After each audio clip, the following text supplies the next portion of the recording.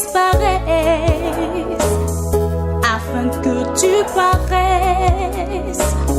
Fais de moi un vase d'honneur par lequel tu agis. Oh, esprit de sagesse, esprit de science et de piété.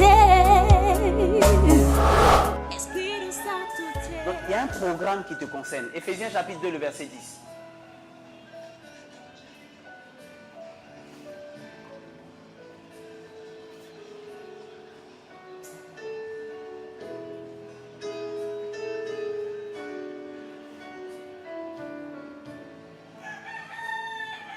Un, deux, trois, go. En réalité, c'est lui qui nous a fait. Nous avons été créés en Jésus-Christ pour des œuvres bonnes. Arrêtons-nous là un peu, s'il vous plaît. Pour des œuvres mauvaises. Hein? Pour des œuvres bonnes. Pour les œuvres un peu ordinaires, là.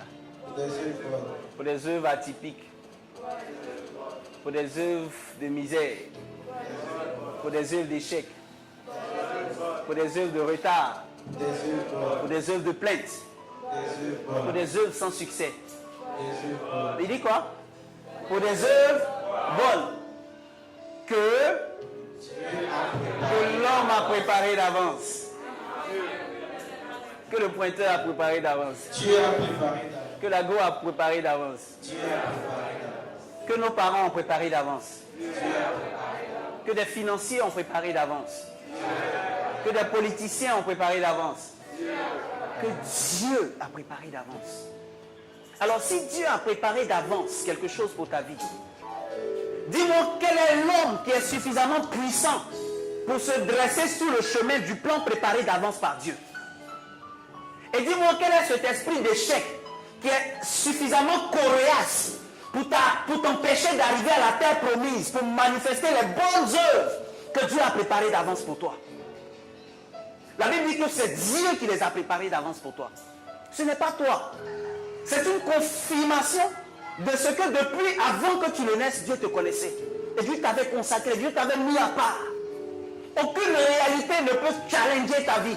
Aucune réalité ne peut s'opposer à ta destinée. Aucune réalité ne peut t'empêcher de te réaliser. Aucune réalité ne peut être un blocage à ton avancement. Je ne vois pas le lien familial qui est suffisamment coriace et musclé pour résister à la puissance d'accomplissement de Dieu sur ta vie. Je ne le vois pas. Parce que la Bible dit que Dieu a préparé comment? D'avance. Afin que Dieu les pratique. L'homme ou tout le monde les pratique. Afin que nous les pratiquions. Et c'est là que nous atterrissons. C'est là où ça nous concerne. C'est la responsabilité de Dieu de les préparer. Ces bonnes œuvres. Mais c'est notre responsabilité de faire quoi? De les pratiquer. De les manifester. Donc vous voyez, il dit, comme de bons intendants, des diverses grâces de Dieu,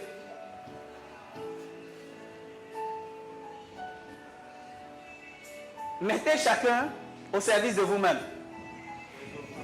J'ai pas entendu? Mettez chacun au service de votre chair, de votre peau. Mettez chacun au service de votre bouche, de votre ventre. Donc, par définition, la raison pour laquelle nous sommes nés, notre destinée prophétique, notre vision est étroitement liée et dirigée vers les autres. Et c'est pourquoi le livre de Romains, chapitre 8, le verset 19 dit quoi?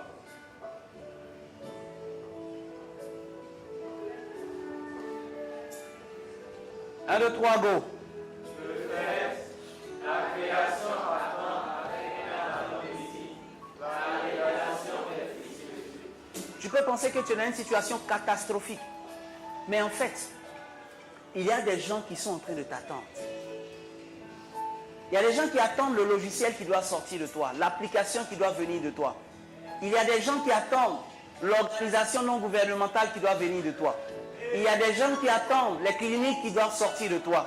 Il y a des gens qui attendent le restaurant qui doit sortir de toi.